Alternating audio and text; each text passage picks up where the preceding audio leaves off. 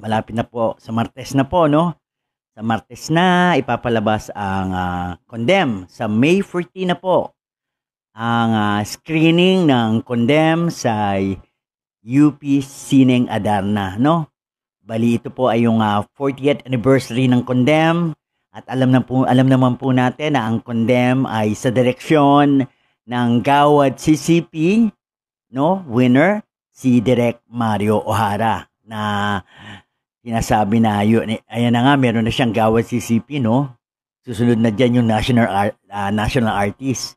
Tapos ang Condemn, syempre, pinagbibidahan ng movie queen of the 50s, si Miss Gloria Romero. Si Miss Gloria Romero, sinabi niya sa isang interview na yung Condemn ang isa sa pinakamahirap na role.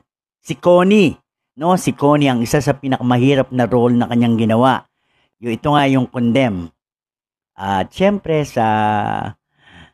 kasama rin dito syempre ang ating superstar national artist na si Miss Nora Honor na isa rin sa managing producer nito, no, yung Condemn. Ayan, kaya inaanyayahan ko po kayo, no? Ito po ay handog ng Eduk Cine, no? Sa May 14 sa UP Sineng Adarna. Sa Martes na po yan, no? Kailangan alauna, anda na po tayo doon dahil magpaparegistered pa tayo.